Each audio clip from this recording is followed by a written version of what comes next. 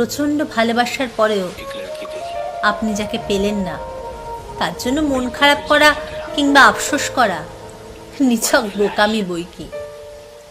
আফসোস তো সে করবে যে আপনার কাছ থেকে এত ভালোবাসা, যত্ন, আদর পাওয়ার পরেও আরেকটু ভালো থাকার জন্য অন্য কাউকে বেছে নিয়েছে।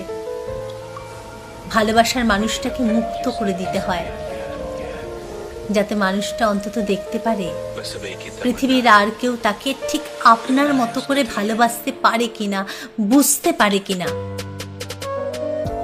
আর যখন সেই মানুষটা পুরো পৃথিবী ঘুরেও আপনার মতো কাউকে পাবে না, ঠিক তখন চরম আফসোস করবে, নিজেকে সান্ত্বনা দেওয়ার ভাষা হারিয়ে ফেলবে। আপনাকে কষ্ট দিয়ে অন্য কোথাও সুখ সে কোনোদিনও পাবে না, এটা নিশ্চিত থাকুন। হয়তোবা আপনার সামনে নিজেকে সুখী উপস্থাপন করার জন্য নানা কৌশল অবলম্বন করবে ঠিকই, কিন্তু ভেতরে ভেতরে সে প্রচন্ড আফসোস করবে আপনার জন্য।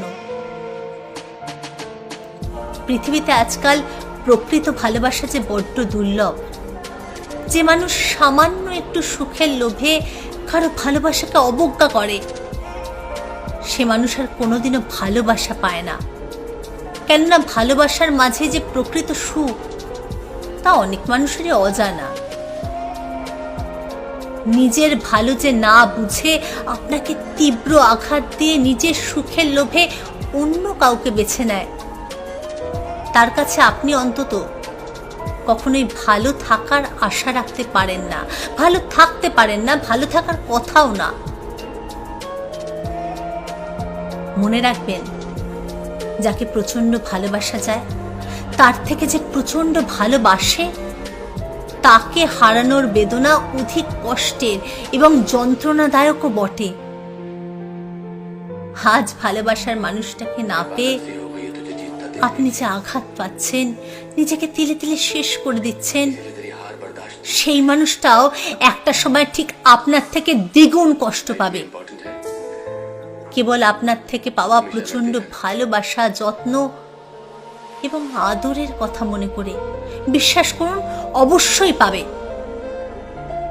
ভালোবাসা আর সময় কখনোই কারো কাছে তার দেনা পাওনা বাকি রাখে না, সময় মতো সুদে আসলে সব শোধ করে দেয়। অতঃপর আপনি একটা সময় ঠিকই তার স্বার্থপরতার কথা ভেবে নিজেকে বদলে নেবেন, গুছিয়ে নেবেন, কষ্টকে জয় করে নিজে ভালো থাকা শিখে নেবেন।